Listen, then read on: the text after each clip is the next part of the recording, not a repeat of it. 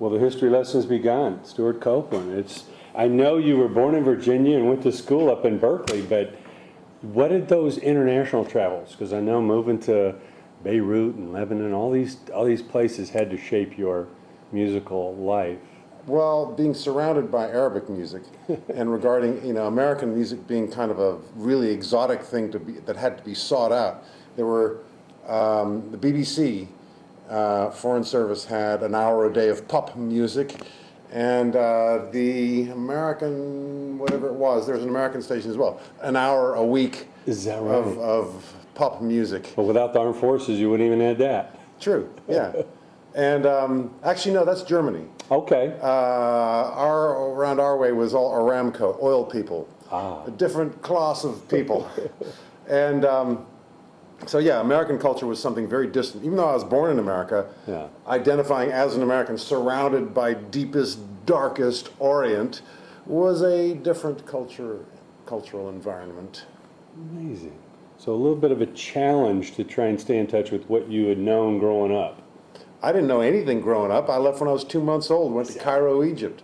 So my idea of America was the idealized version taught at the American Community School in Beirut, where I learned all about the War of Independence and emancipation and all the main beats of American history in this glorious tower.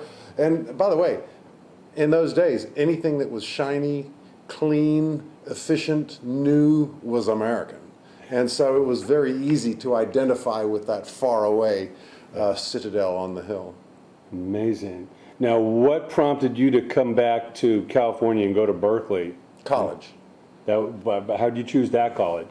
Well, around about the time of my 18th birthday, I became eligible for the draft. Vietnam was going on at the time, and my brother was serving over there with distinction.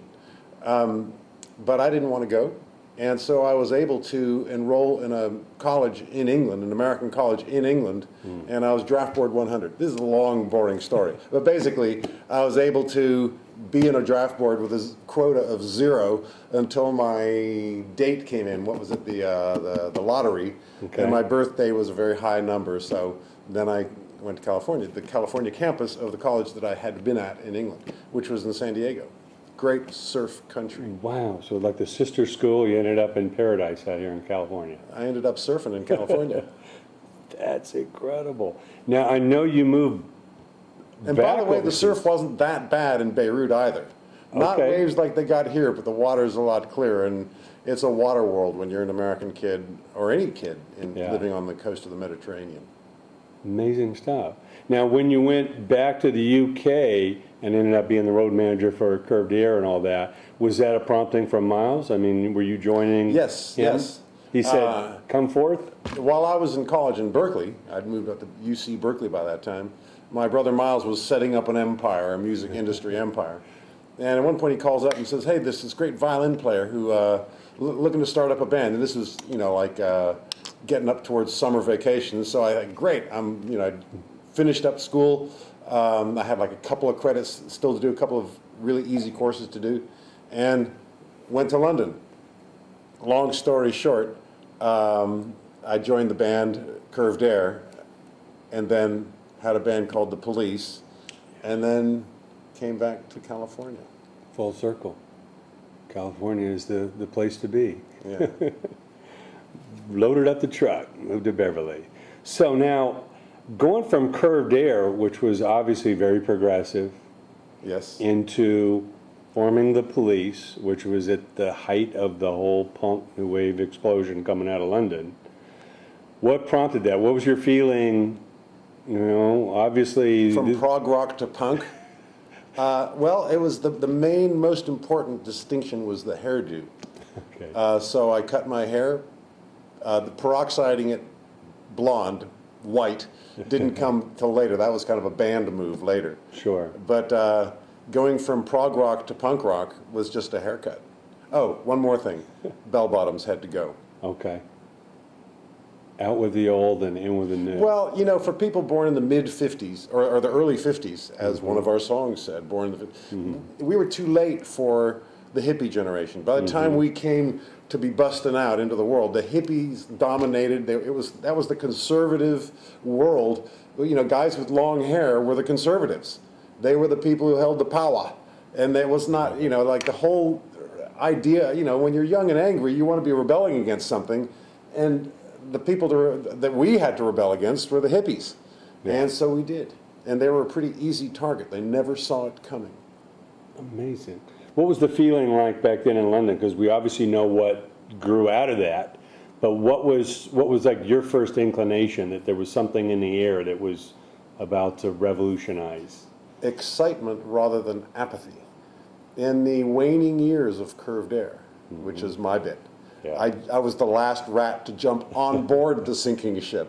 In the last few years, there was just this apathy in the music industry. Nothing new, kind of churning out the same old stuff. All the bands who were getting record deals had the bass player's ex-Black Sabbath. Okay, they get a record deal, you know.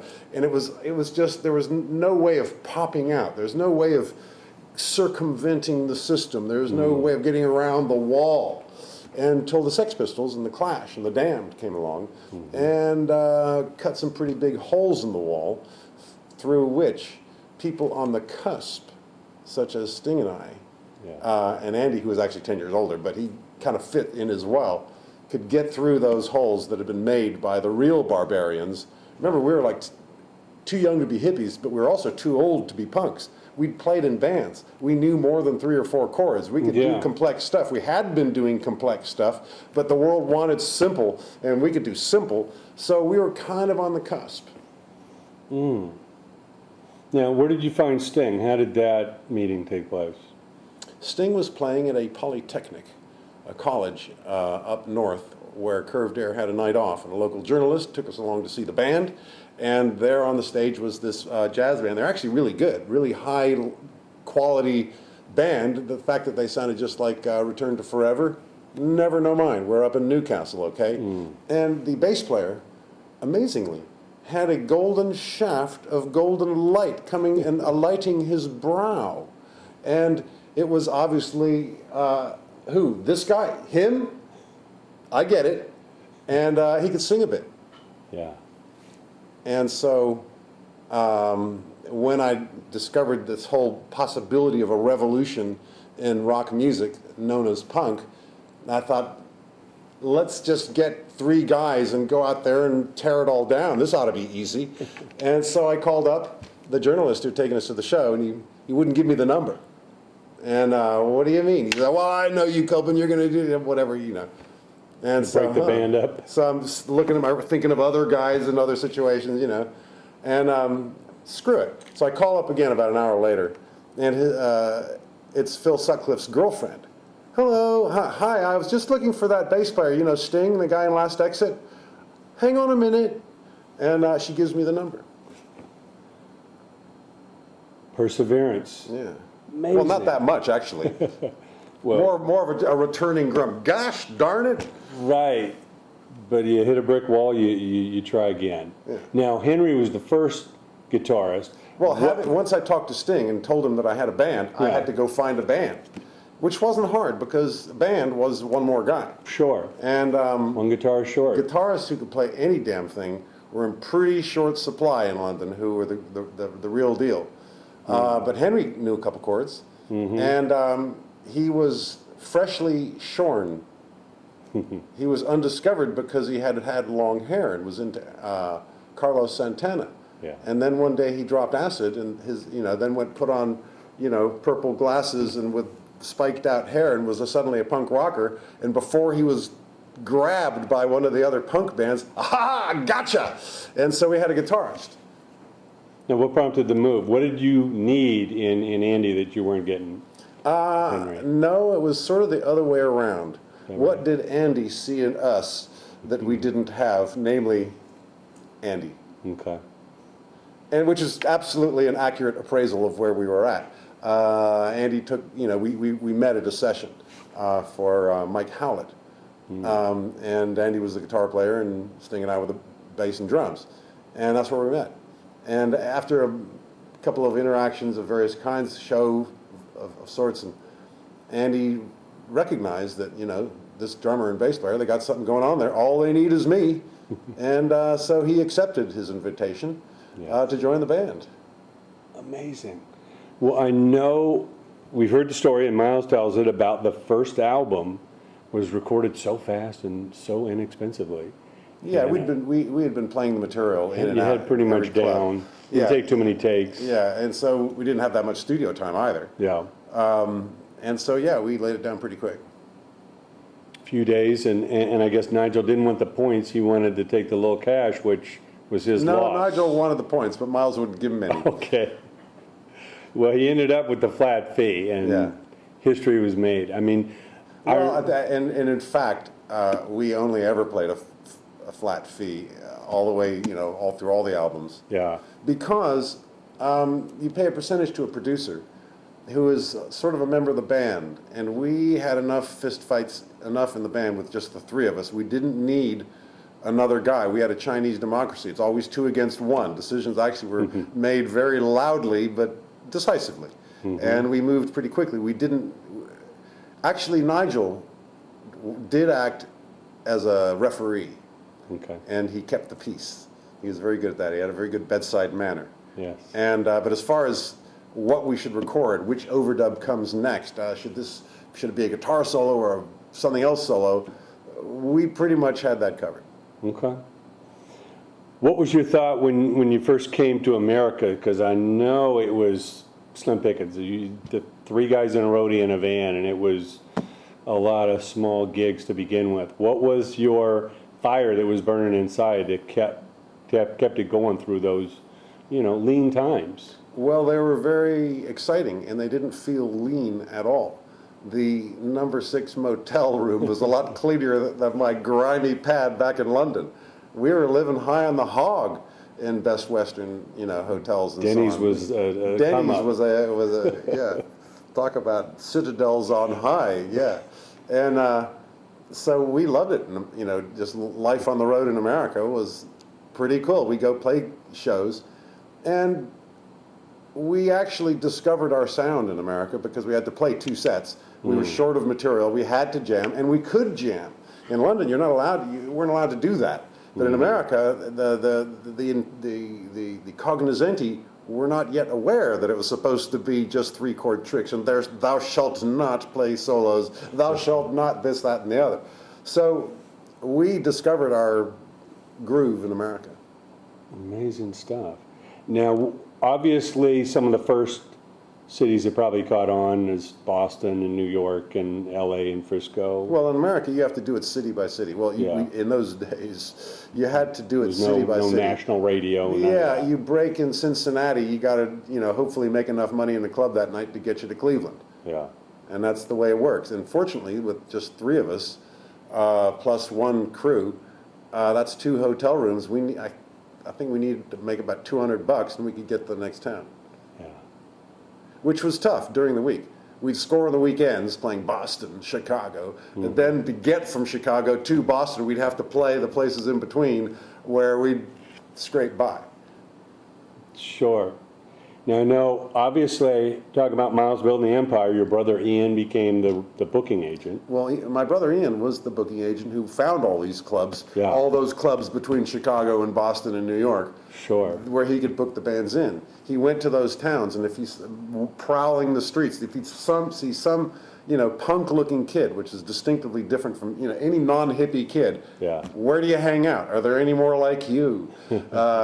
And if there wasn't, he'd persuade the club owner to say, hey, look, Thursday night, just call it, trust me, call it punk night, and I promise you, you're going to, and sure enough, Thursday night, punk night in Cincinnati or whatever city was their biggest night of the week, and it started to catch on. Just anything new, anything that was like out of the mold of same old, which had been decades by this point.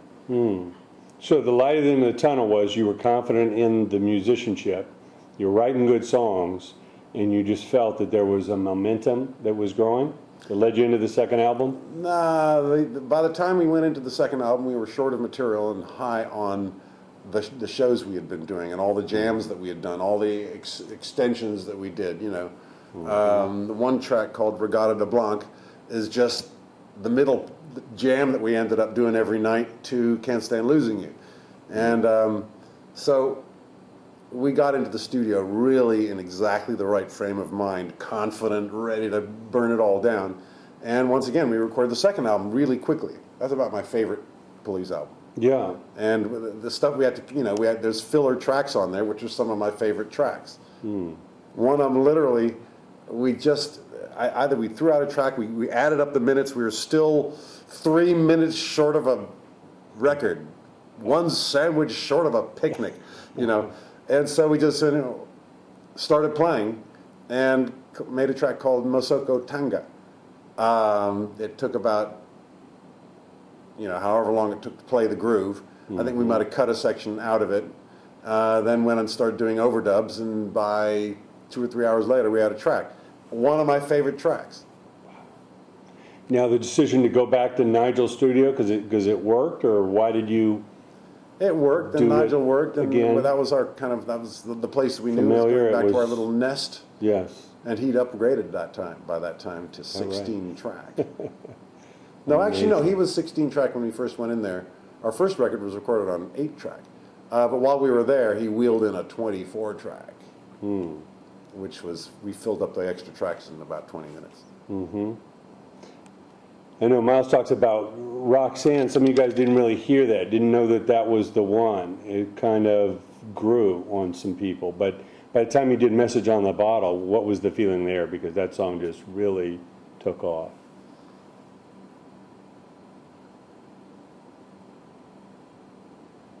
Not much comment on that. Okay. What were your favorite songs? Message in a Bottle was Okay. about my favorite Police recording. Actually, no, maybe Can't Stand Losing You. Yeah. Murder My Numbers. I got a lot of favorites. Yeah. Message in a Bottle was one of the really cool ones, though. That's like a diamond, that song. I went through a phase when I was using the Police tracks for my movie. I got, the record company kindly sent me Pro Tools files of the original recording. So I've got them right over there, the multi-tracks, of, everything. I can call up the drum, the Roxanne drums like that, Yeah. And so I carved up these tracks to use as the score to this movie. And I kind of got on a mission there, and I made these tracks called Derangements. And the one song that I could not derange was Message in a Bottle. The song is like a diamond. It just is locked together. I could put the lyrics of Roxanne, the vocals from the tape of Roxanne over the riff of Can't Stand Losing You, and then I could cut to one of the other songs. They're kind of like modular. Message in a Bottle, impenetrable. It just works in that shape, and that's pretty much it. Amazing stuff. Now, at that time, obviously, you had MTV come along. Yeah. Obviously, you guys were perfect for MTV. MTV needed bands like yourself that were willing to, do shows and stuff. And I know very early on, you guys went, international. And of course, you had all the home movies, which became The Police Around the World, and all the great archives you guys were building. What was that spirit like? That early on you were just ready to travel to Saudi Arabia or anywhere to take this music. We had a very tight touring outfit. We liked touring. We enjoyed being just us and our 2 amps and a drum set, and we could go places. We didn't have a lot of baggage. And it was Miles, our manager, and my brother, who had the inspiration of, well, since we can go places, how about we go a little bit beyond where people go? And so he had the idea of going and playing out into the, what was then called the Third World, which was India and Hong Kong and Egypt, and Greece at that point was out there because it had been behind the dictator curtain for decades. And so that's what took us also in Latin America and Australia, and just going out was something that we could do. So we did. Well, obviously gave the band a great global look, with those videos back then, with the pyramids and, Bombay. And by the way, it was that. great fun to go and ride around the pyramids. You could just hire horses. It's not like in America around the national monuments or something like that. Yeah. You just, hey, Ahmad, ya Latif, give it, give me 1 horse. Nah, and you get on it and take off. and ride around the pyramids, gallop up to the Sphinx. How you doing? Complete freedom, no insurance hassles, no restrictions of any kind. That's one good thing about the third world. Yeah. No golden rope to get past. It was all It's a little right bit there. more locked down nowadays. Yeah. Amazing stuff. So what did MTV do for the band? Because obviously it seemed like a perfect marriage, getting these videos, your little vignettes out to the world, just seemed like perfect timing. Well, there was perfect timing between MTV and the Police. We were perfect timing for each other, and it was a very symbiotic relationship. It's nice that I still hear some of those VJs on Sirius Radio and other stations. I've noticed that when it comes to DJs, all the people of my generation, they are still absolutely working, employed at the top of their game, everything else. All the record company guys, all the band guys, everybody else in the entertainment industry, they're past their sell, including me, way past their sell-by date. But the DJs are still, because nobody sees them, it's just their voice, and their voice just gathers gravitas as the years go by. And so some of the VJs, MTV VJs, it's nice to see them still on air.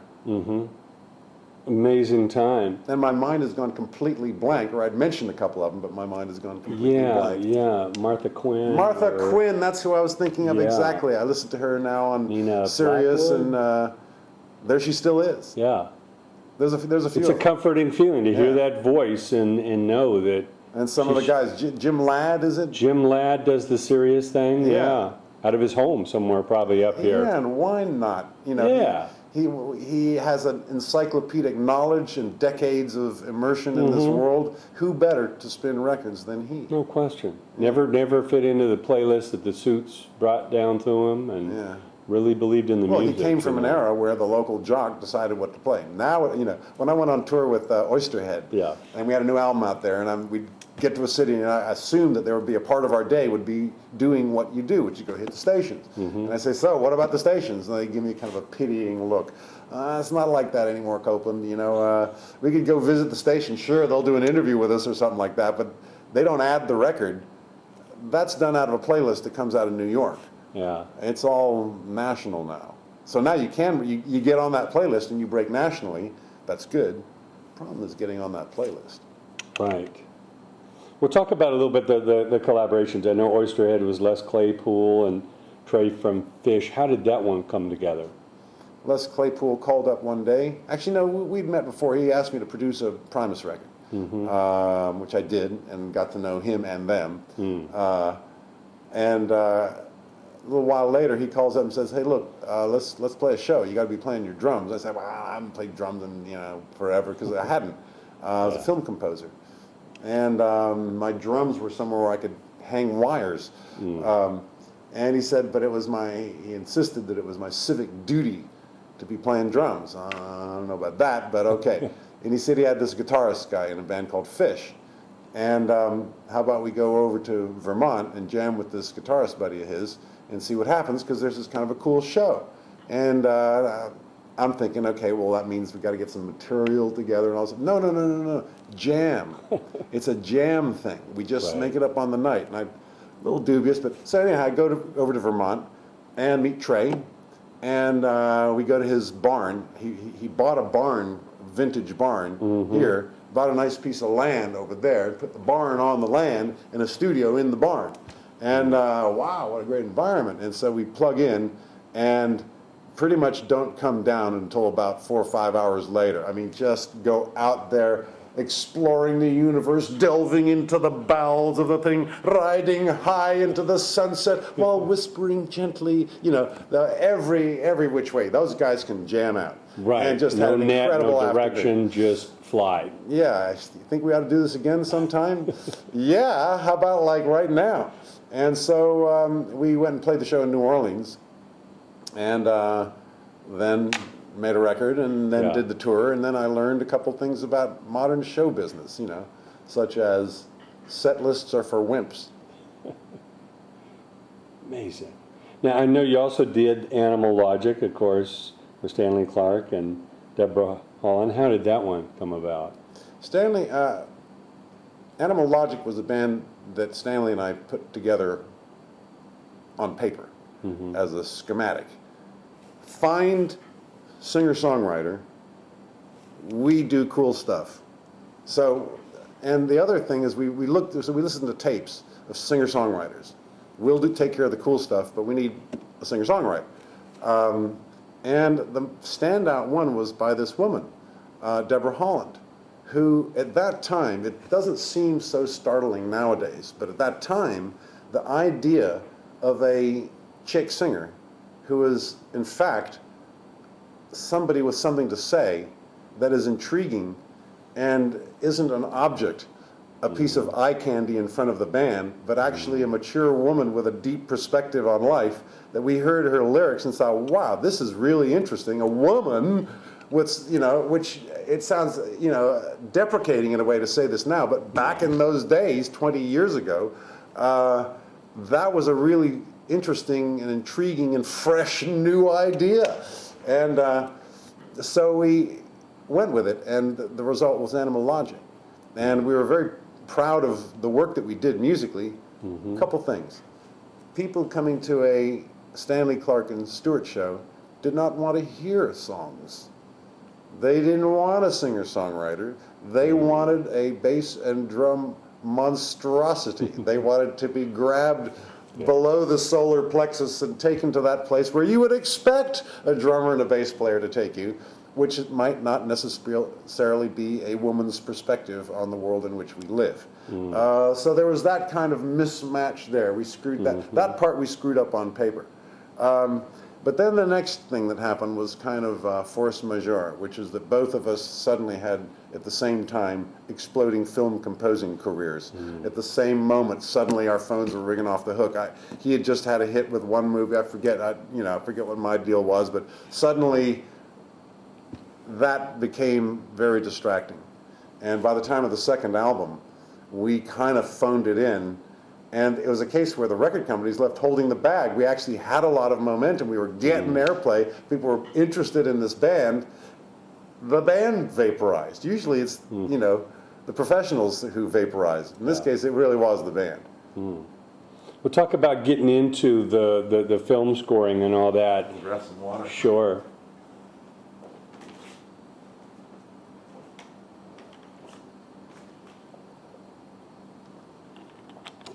Can we move up into through history a little bit? I mean, we're inching our way through. We're gonna be here all day. No, absolutely. Bring us into the world you're in now. A lot of film scoring, of course, coming out of Rumblefish, and so many films you've done since then. What was it from your background that made you equipped to be the film composer, and what is the most exciting thing about that for you? The special equipment was really instinct for it. I really believe that music is something that is a gift, and everybody has a very strong dose of that gift, but there's a combination of gifts that make you become a professional musician, as opposed to somebody who loves to listen to music and can pick up a guitar and totally take themselves there on a guitar. That is the part of music, the gift of music that everybody has, but the part that joins with a couple of other things, such as a persnickety desire to make this note lead in that note, and you can't get to sleep at night, and you know, a couple of other, maybe some not even so attractive traits, such as a certain amount of Asperger's. You know, it takes a certain autism to spend that amount of time figuring out music. You know, so that's the combination of gifts that ends up scoring a film. Is that you have to have a lot of music. So that when the director says, no, that doesn't work for me, you can throw that away and conjure up another one right away. So you have to have a river of music going through your head at most of the time. And all you have to do is just turn on the tap and out it comes. You know, and whether it's not any good or not, that's for others to decide. But if there's a river of just melody and music, if you're never stuck for a tune, that's helpful. But, so, getting into film composers, Francis Coppola offered me my first film score when I didn't know anything about it at all, and that's what he liked. We got along. He sensed that there was a kindred artistic spirit. He gave me very specific instructions as to what he needed emotionally, and very nuanced, multi-layered emotional environments and messaging that he wanted to go with the acting performances and the words and so on. And then he left the music. How do I get to those nuanced emotional places? I don't know. Is that a guitar? Is that a drum? That's my problem. And so I figured all this stuff out, you know, kind of making it up as I went along, and seemed to land on the good foot. 20 years, you know, which took me into 20 years as a film composer, which I don't do anymore, by the way. I'm out of that business. Wow. You know, at a certain point, I really figured I really loved the work, but the industry is just, you know, ever seen the show Entourage? Imagine that world without the laughs. I couldn't watch that show when I was a professional film composer because it hurt too much, because it's too real. The caprice of it, the idiots get promoted, that no good deed goes unpunished. I mean, the world of it, it's such a rat race world, and I can laugh now. But the work itself is fantastic. Putting music to picture and working with directors are excellent people. You know, when you get to the point where you can direct a film and everything, you got to have a couple of, you know, skills. And so I always enjoy working with the director and working with drawing, but the industry, the agenting, the fighting, you know, all that stuff. Politics. I was able to develop another strategy, which was fine arts music. And by now, I'm working all the time doing music for orchestra, art for art's sake. And I'm working on a commission right now for the Pittsburgh Symphony called The Tyrant's Crush, a 30-minute concerto for me and big-ass orchestra. I got an opera that I'm writing for the Chicago Opera Theater, and also with Long Beach. That's called The Invention of Morel. And that's a huge mission as well. I've been working on that. I think I'm on year 3 now of that. My last mission that I completed was Ben-Hur, which was 90-minute full orchestral score to go with a film that I had to cut up, which was the 1925 black and white Ben-Hur. And you all know Ben-Hur from Charlton Heston. I think it was 40 years before that, about that, was the original Ben-Hur, which was black and white silent. Silent for a film composer, let me at it. That's like catnip. You know, the original movie was 2 hours and 40 minutes long. It's 80 years old. And it took me a couple of years to figure out the labyrinth of Warner Brothers to get the 80-year-old celluloid out of deep freeze in cans. This ancient 80-year-old lady out of her cans. Last time she was out of her cans was in the 60s when they shot it to video, which is a terrible medium.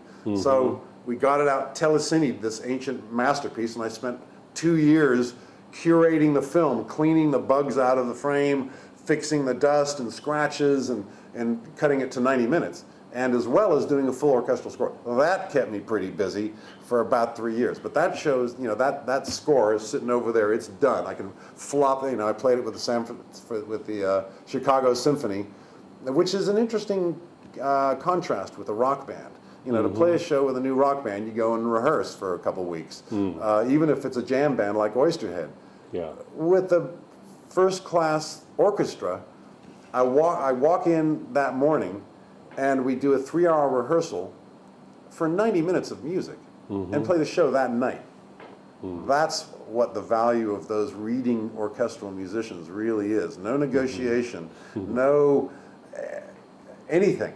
You put the chart in front of them. If I've done my job and the notes are on the page, and I've got enough Italian on it to express not only what to play, but how to play it, and which attitude to put on it, where the melody rises, falls, and where it's staccato, and where it's, you know, all the Italian you put on it. If I've done my job, then it sounds rich and beautiful. And that's what I'm doing now, these huge scores. This is the score for Pittsburgh.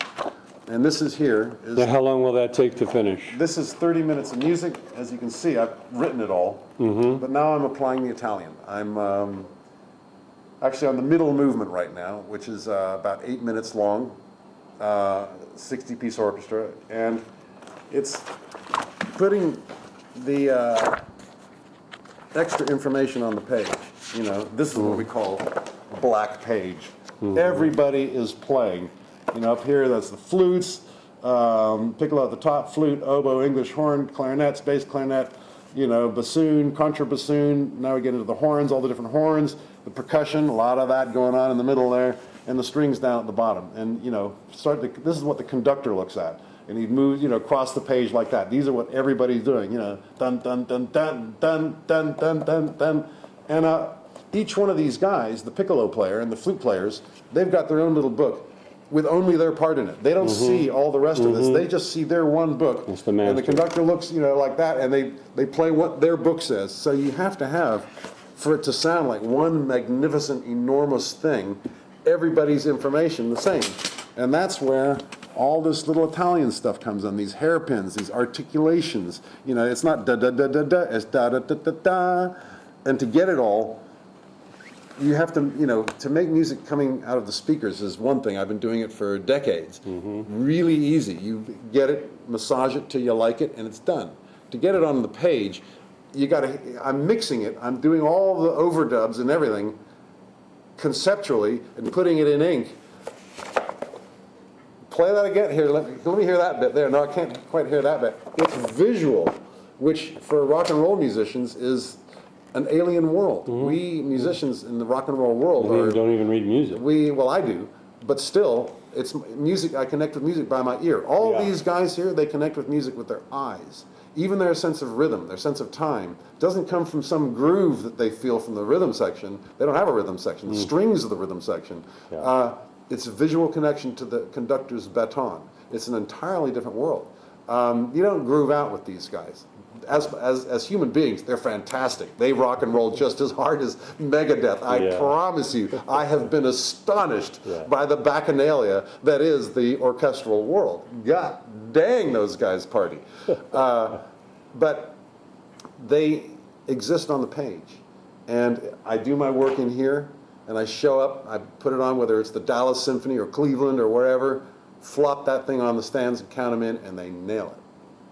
Is that the greatest feeling, is to see the finished piece? Well, unveiled? no, it isn't, actually. What is? And I'm paraphrasing Stravinsky here. The best part is when you're writing it. Okay. That is when the composer and any musician, you don't even have to be a musician, but when you play music, you create your own serotonin. And if you're really good at it, you can create a lot of serotonin. I sit in here high on basically following melodies and just, you can't do it unless you're kind of susceptible to your own tunes. And so that's one great thing about this, is that it's really hard, back-breaking labor, but I sure do like doing it. Amazing stuff. So you've got a multitude of different projects you're working on now. This is the opera. Okay. Smaller book, smaller band. This is about 60 guys. This is 8 singers and I think 14 players. And there they are singing away at the top, and I got the band here. But this, I get it on paper, and then when I can see it like this, I say, wait a minute, no, that's not right.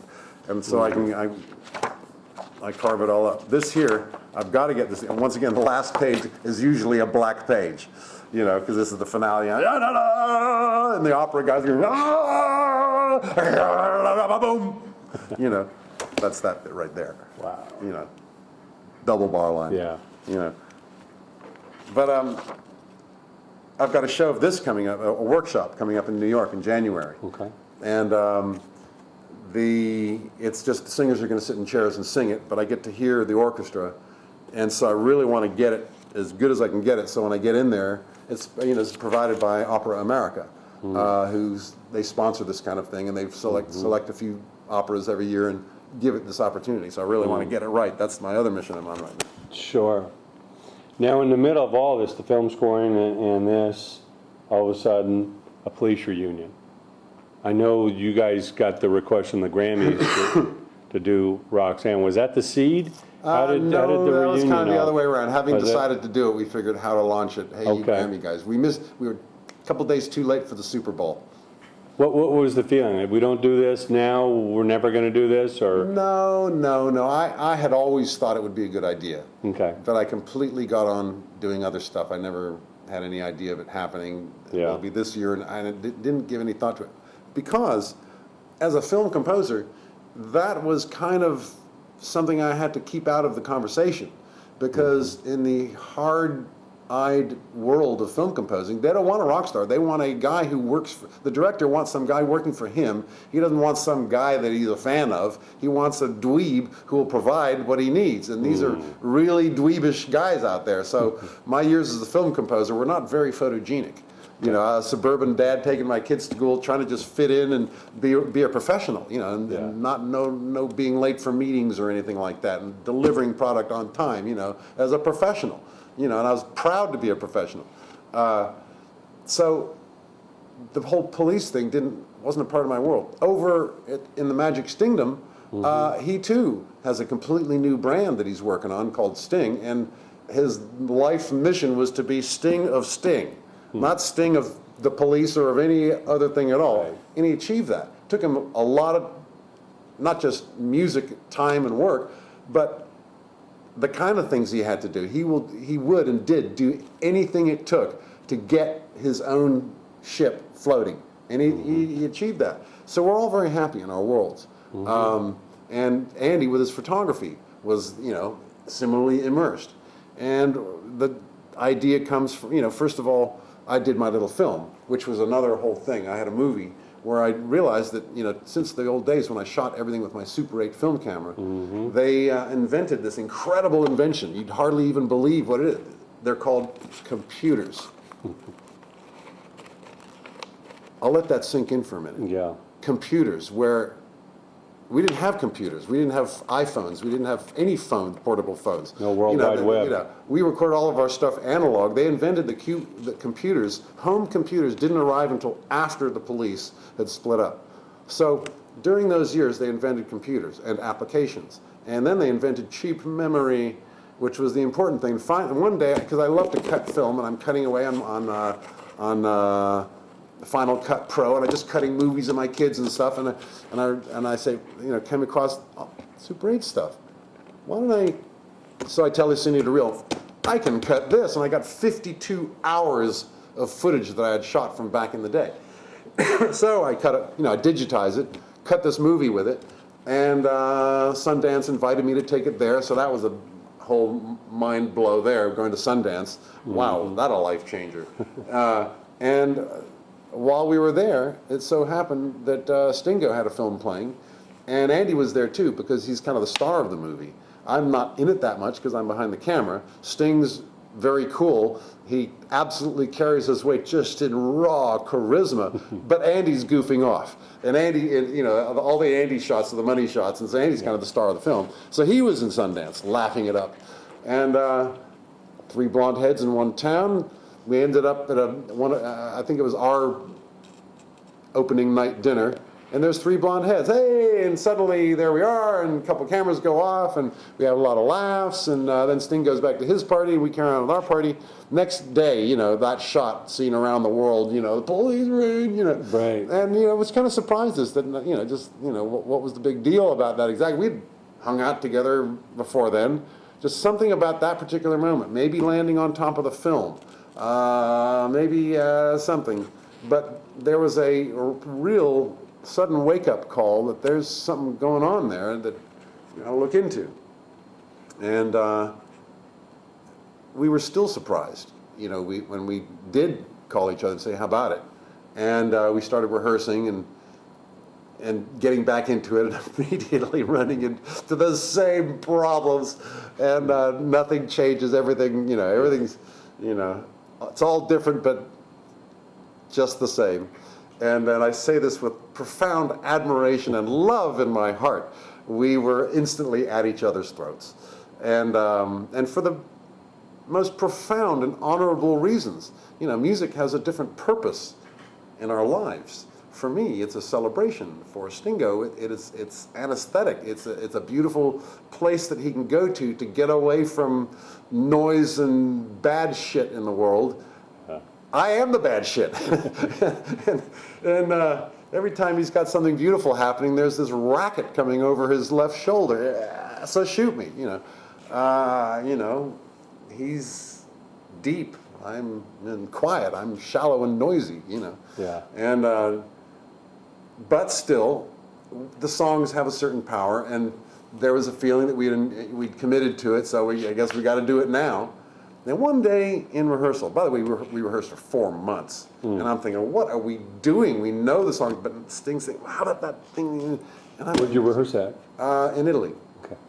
in the Magic Kingdom in Tuscany, Uh-huh. and like a 7-star hotel. Yeah. Exactly what you'd imagine, only more so. You know, just beautiful. Wow, what a great place to spend 4 months if it wasn't for the music. You know, and by the way, as soon as we finish at 6, we go and have dinner, and we're laughing and having a fantastic time until next morning. You know, it was just insane. You know, we have somebody who likes to create a very finely honed, filigree, detailed piece of music, and then present that. And we all agree on this, right? I agreed now, but I don't know. Tomorrow I might play it different.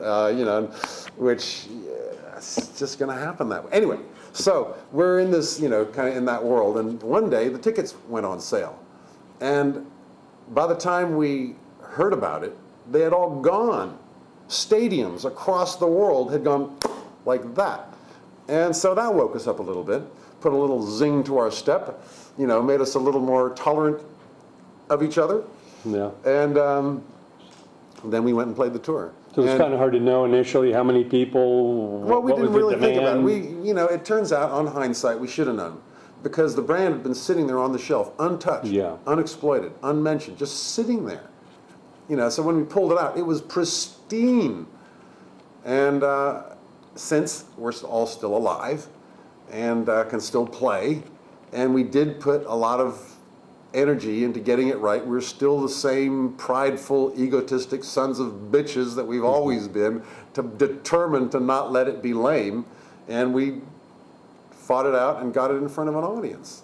Where then there was another epiphany, which was that all the things that we'd argue about in the band room, here we are playing it in front of an audience, and we can feel what works.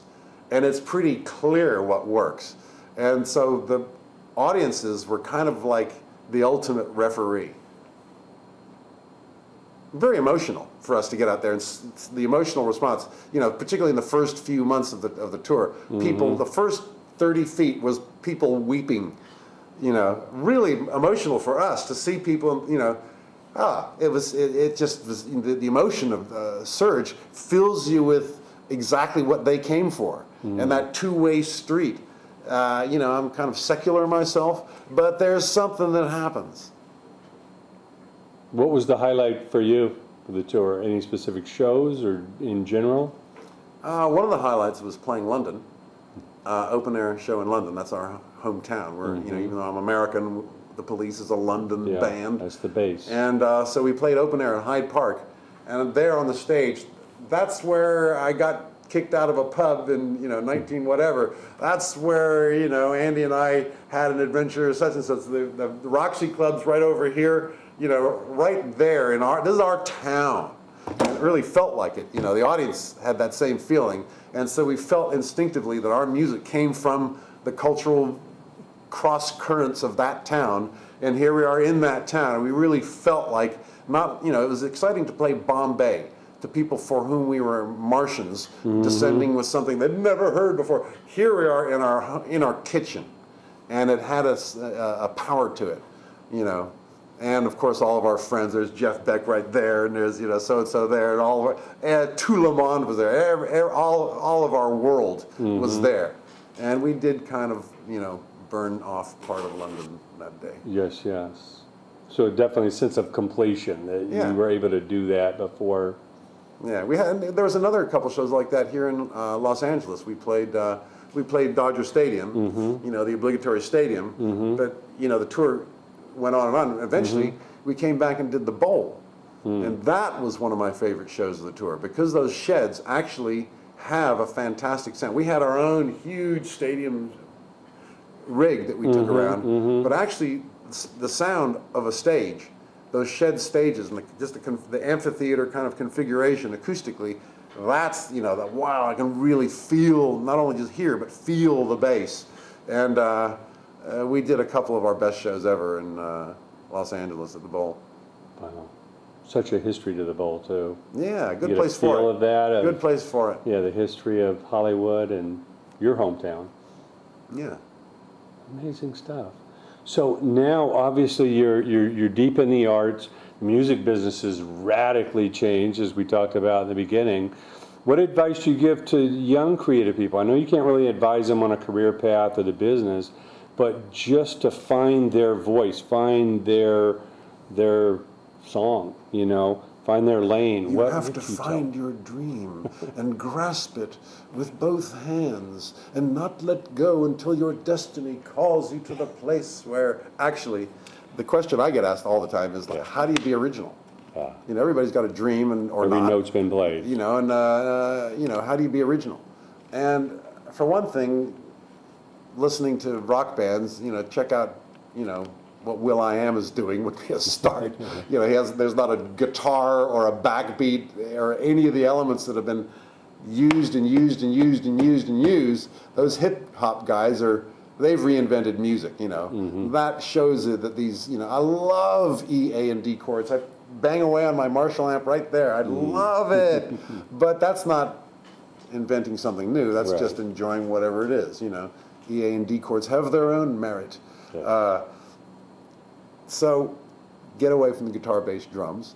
But it's interesting culture in and interesting culture out. If you want to come up with ideas that other people don't have, listen to artistic influences that other people haven't discovered. And this is an easy one. There's a place you can go right to for that. It's on iTunes Radio called Shirley and Spinoza.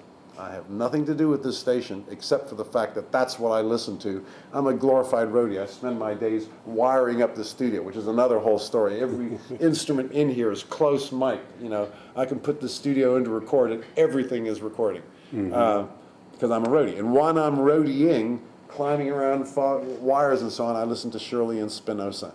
And it is a station that gives a whole new meaning to eclectic. They play Beach Boys, Korean pop songs, 50s cigarette commercials with sound effects. You know, there's some weird British television play going on, but the sound of heavy machine, you know, they create a lot of the stuff. And half the time I'm wiring down there and is that even music? I'm not even sure, you know, but it has a thing to it. And the Theater of station, the mind. Yeah, and I'm kind of a fan of Vietnamese pop music, as it turns out. And so if you listen to really strange stuff, just different stuff, you're going to come up with different stuff.